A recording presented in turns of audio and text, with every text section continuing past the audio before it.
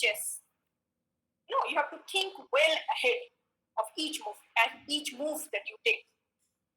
So I'll give you one example. Okay, imagine there is a place, and there is some entry fee for that place. It can be a cinema hall, it can be an amusement park, anything.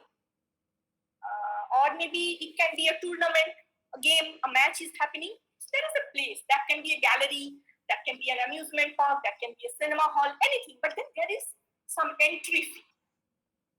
Either you can pay online or you can pay offline, anything. But then somehow you found out a method by which you can enter the place without paying the fee. It's a kind of tampering, okay? It's a kind of forging the system. Maybe, say for example, you got someone's ticket and you printed it, color printed it. Or maybe you entered the park from some back door. Okay, there was a broken, there was a demolished part, and you entered through it. Something like that. So to escape paying the fee, you adapted some methods. So you are doing it, but then keep in mind, certainly you are not the only one to figure that out. Okay, you are not the only smart person. Okay, you are not the only one who is James Bond in this world. Okay, if you are James Bond, everyone else is James Bond. So if you are smart, everyone else is smart. So there are other people as well who also figured out your method or some other method to bypass paying the entry fee. But then what the people at that place do with the fee? They maintain the place. When you are buying a ticket, they are using that money to maintain that cinema hall. When you are entering an amusement park, they are using that money for the maintenance of it, for security, for maintenance of it. If you are entering a gallery to watch a match or something, to watch a cultural function or something, they are using the money to pay the artists or for the maintenance of the place. So they are doing something with that money. But then, there are many people who are not paying the money. So what will happen one day? Because of the lack of money for maintenance and for security or for organizing all these things, they will shut down the place because they don't have money. So that happens with many, many scenarios, you know that. Because people are not ethical, because people are not moral, people are not responsible, many things are shut down. Okay. So, but then if you think about, if you really love that place, if you really want to go to that place time and again, if you want to go to that cinema hall, if you want to go to that amusement park, you will pay the money because you know that this is how it's going to happen. So the people who are not paying the money, they are actually thinking about short-term goal. They are thinking that, okay, if I don't pay the money, I save money. So that's a short-term goal. They also have a goal. They are also profiting. The people who are clever, the people who are cunning, they also profit something. But then that profit lasts for a very short period of time. It's a very transitory kind of success. It's a very transitory kind of profit. In contrast to that, wisdom, you think well ahead. Okay, and what they get is something long term. So that's how, I mean, if you think about this example, you will see that all your explanations are fitting into it. Okay, that it's about experience, it's about knowledge base and all these things. Why am I saying all these things? Because the experience that I got after I evaluated your midterm papers, I told you for the case of this conversation writing, I saw that there is this repetition of the same answer,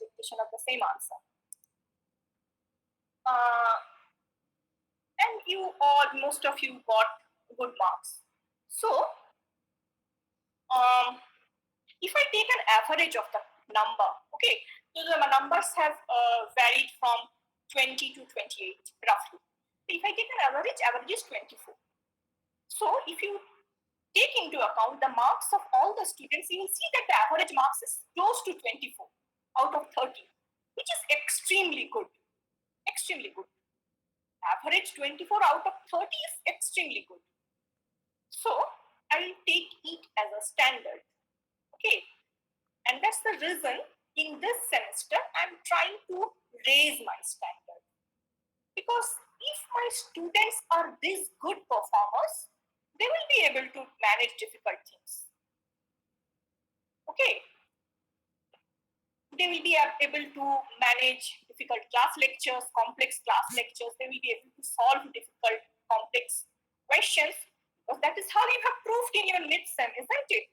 And if someone tells me that suddenly, ma'am, the questions are very complex, suddenly, ma'am, your language is very critical, I will show you the marks file of your mid-sem. And I will show you, see, based on this judgment, based on the judgment of this marks, I have designed this course. That because when we take an test, when we take an assessment, it's not only for the students, it's also for the teacher as well. Because if I see that many students have failed there, maybe in the next semester I will repeat that again. Because when in the first semester, when there was error correction, I saw that many students actually did not do very good in error correction. That's the reason in the next semester I repeated error correction. This semester, there are not many mistakes for error correction. So I believe that my students have learned successfully. So in this semester, I'm not going to repeat error correction because you have already learned. That is how you have performed, isn't it? So based on your performance, I will take your performance as a feedback to my teaching. And your performance is excellent, naturally I will raise my bar, I'll raise my standard. Okay. So that's how it helps. So I hope you are getting the clue that what is the difference between being clever and being wise. Okay. Please try to understand that if you are trying to gain profit, you are trying to get profit from a system, isn't it? A system that was created for you. The exam system, the university system, the classroom, everything is created for you. You are the student. You are at the center. That I told you in the first semester itself. Okay, that as student, you are at the center of the university. Everything exists on the periphery. You are at the center. The university, the building, the roads, the maintenance, the library, the teaching staff, everything is for you. And if you manipulate the system will collapse and the students will be the worst sufferer if you tamper with the system. Okay. So it's good to think about profit, but then my suggestion will be focus on a profit which will be long lasting. Okay. What's the point of getting 90% marks for one semester, or maybe for two semesters, or maybe for one particular paper, if you did not learn properly? Because for the last semester, when I saw that the student is still making very common mistakes, I wrote in their answer script, please meet me with the answer scripts. Okay, and some students actually met with the answer scripts, and I told them, see, these are the mistakes you have made. This is the way you can improve your mistakes. But this semester, there is no such case because you have performed well. So, if you don't make mistake, you won't be able to improve. That's one thing. Okay, it's good to make mistake. When I was talking about this conversation, isn't it? Because after I'm constantly referring to that conversation writing on Ready for Mid-Sem because I got a shock after that. After evaluation, or maybe during the evaluation, I really got shocked. I was kind of shattered. My students did it for my paper. Because I know that I had always been very sincere, I had always been very punctual, very particular, and I know that the way I have prepared for my classes, I have tried to be organized, I have tried to find out the strength and the weakness of each student, and after all this, my students did it for my paper. I was kind of a little shocked. That's the reason time and again I'm still trapped in that experience of evaluation. So that's the reason I'm time and again going back. Okay, so then there is this one student who wrote this conversation, and then there was multiple mistakes, spelling errors, less, but then more is grammatical errors. Okay, there was this question, and then there was no question mark, there was just full stop. And then there was this grammatical errors. Okay, the way he or she constructed the sentence was grammatically wrong. I gave him marks accordingly. I gave him marks based on his errors. He did not get good marks for that conversation part. But then, his errors looked more beautiful than this 90% marks of the student where there was identical conversation. Those perfect conversation did not look good. Something that is repeated does not look good. Something, something you repeatedly use it does not look good. And that conversation with many mistakes, grammatical errors, looked very, very beautiful to my eyes, because I understood that how the student struggled during the time of exam to write it, and how he overcome the temptation that many students fall for. He also had the option, isn't it? He or she also could have done that, isn't it? But then he or she did not do that. So amongst all the students, I remember that student for his mistakes, for the beautiful way he struggled to put his attempt, and his answer scripts is the reflection of his knowledge, not someone else's knowledge. So I thought that I can tell you before the internal, what you do is your choice.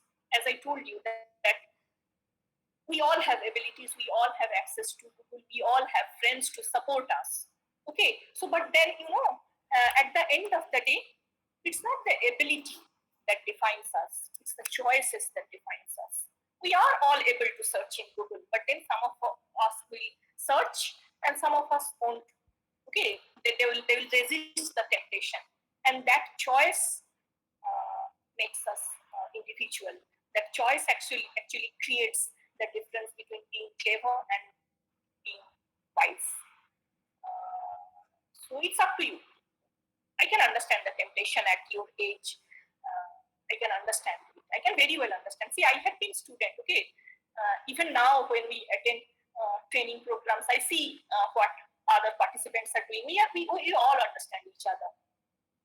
Okay, so that's how I see it. So I thought that before internal, because I'm still trapped in that trauma of evaluation, I thought that I can tell you, and then it's also applicable for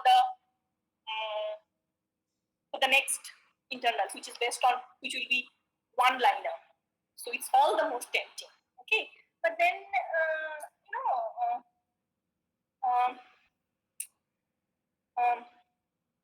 there is one common equation. The equation is that whatever you give comes back to you. Whatever you do to others comes back to you. It's a very circular movement. Okay, if you look at many other things that is happening all around you, you will see that this circular movement is a common pattern in many things. Say, for example, see the circular movement of day and night. It's circular. See the movement of season. It's circular. Okay, at the end of summer, there will again be spring, and then again will be also at the end of winter there will be spring, and then there again will be summer. So it's again a circle. And then look at human life. Okay, from childhood they will be young.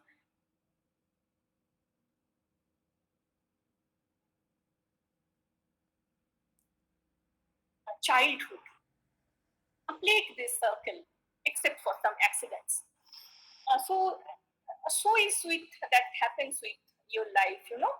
Whatever you give takes a round and comes back to you. Okay, if you are honest, you will be surrounded by honest people. If you are clever, you will be surrounded by clever people. If you are wise, you will be surrounded by wise people, because that is the vibe you are sending, isn't it? That is the signal you are sending. So naturally, that signal will be caught by similar-minded people. So if you are clever, you will be sending clever signal, and naturally, the clever people will get that signal, and that people will connect to you. So it's something like that. So if you are honest, you will be surrounded by honest people. If you are hardworking, you will be surrounded by hardworking people. So that's how it is. And for me, if you want to play with me for exam, for evaluation, for all these things, you can play. But just know that you are playing with someone who will be playing with 18 years extra experience. So how old are you? You are 19, 20? I'm 38. So I have on my side this 18 years extra. So if you play with me, I'll play with that experience. Whatever you like, okay, for your first internal, for your second internal. But then know that it's a small world and we will meet again. And we are all part of many, many networks, okay? You apply somewhere and they are from that company, they ask me what kind of student you had been. So I hope give me chances so that I can give you so that I can talk about good things about you. Okay. So that is what I wanted to tell you. It's your choice. As I told you, our abilities don't define us. It's our choices that define us. Okay. So know that when you lie, when you fake, when you are being dishonest, I understand. It's not reflected on my behavior, but then it's kind of gets recorded somewhere. And know one thing that I have taught more than 1,000 students till now. If you put together all my students, I have taught more than 1,000 students. So you can understand. You are knowing 60 people inside your class, and I have 1,000 students, more than 1,000 students. So those students have actually taught me what students are capable of, or maybe what temptations students have. So I know what you can do and what you can't. Okay, that you can't.